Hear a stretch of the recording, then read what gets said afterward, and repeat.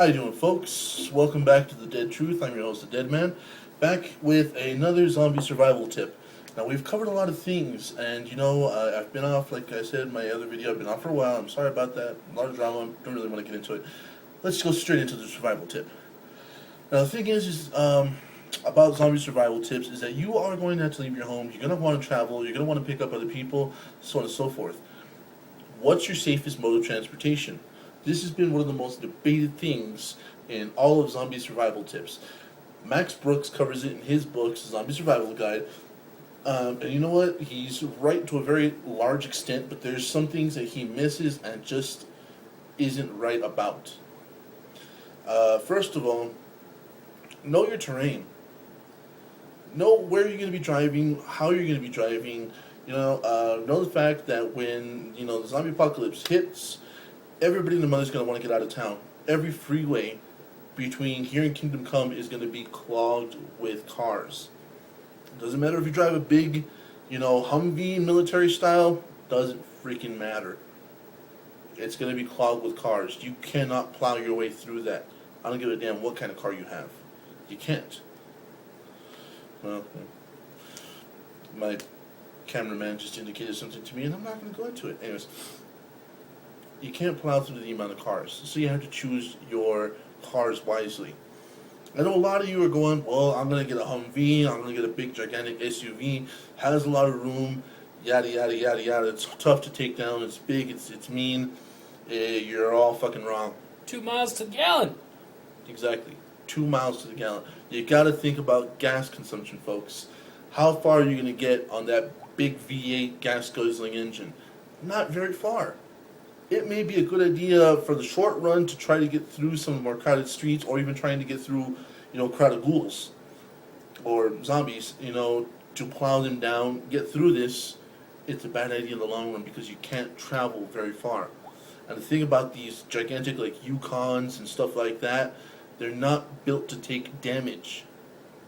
These are luxury cars. I know a lot of you are like, well, wait a minute, my goddamn Suburban or my goddamn Yukon ain't no luxury car. Yeah, it is. Yeah, it is. You know why?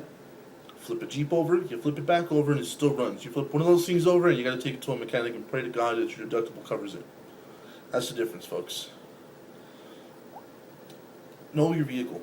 If you're going to start plowing through, these things are good for short runs, and I do mean short runs. If you're holed up someplace and you got to go get supplies, these things are good because there's a lot of room in them. You can throw into your supplies, get in it, and go. Don't expect to be able to do a lot of damage. Don't be able to expect to run through 50, 60 ghouls because they will tip that fucking thing over. There is a tip over warning when you pull down the passenger side sun visor. There's a rollover warning. They're there for a reason. You got 20, 30 ghouls on the side of your car. They're going to be pushing to get at you. Guess what they're going to do? They're going to topple your car. Secondly, if you're in a dense urban environment, you're going to want to go with a motorcycle. I'm sorry, not a motorcycle. Let me specify, a dirt bike.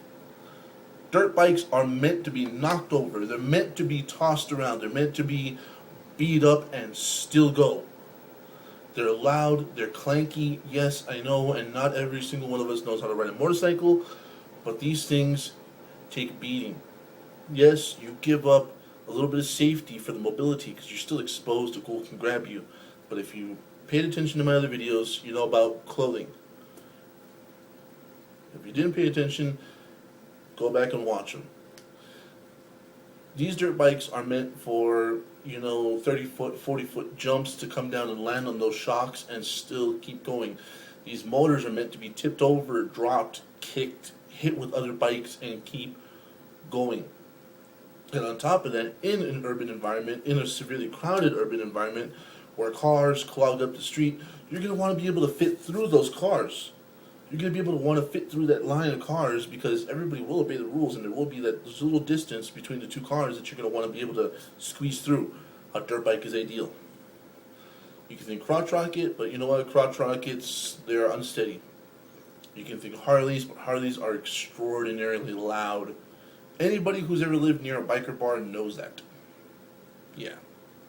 Those things attract ghouls. Dirt bikes are ideal.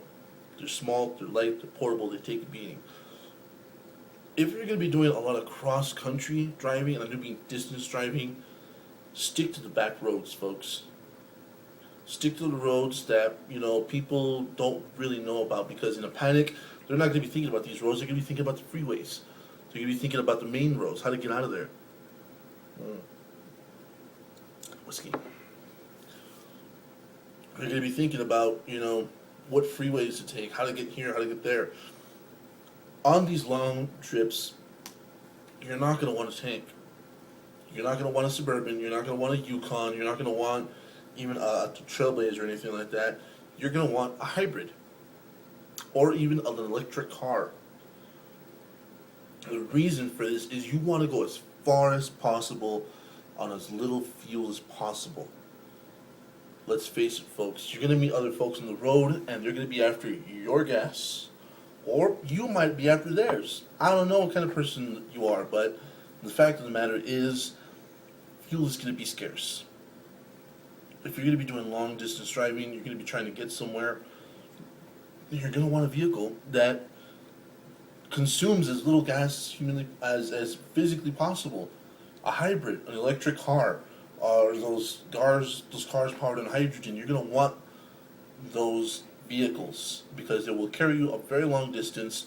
You know what I mean? And usually that's what they're built for. I mean, you've seen these like Chevy cars or these, the Honda cars. They're meant for long distance travel. They got those weird oblong shapes so you can put bicycle racks and crap on top of it, so you can load up and go. So that's my zombie survival tip. If you're in a dense crowded area for short runs, use that Suburban, but be careful about it because it can tip over. If you're in a suburban crowded area where the place has been abandoned and you need to get around, use a dirt bike. They're fast, reliable, beat 'em up vehicles. They're awesome. If you're going to be doing long distance driving, get a hybrid. Get a hybrid, get an electric car, because you know what? Fuel's going to be scarce. People are going to be killing over each other. We already are, essentially, at this point. But, add zombies in the mix. It's a bad day. Anyways, this is Deadman with another zombie survival tip. Stay tuned, I'm going to have more. And keep your knife close. Sleep with one eye open, folks. Stay tuned.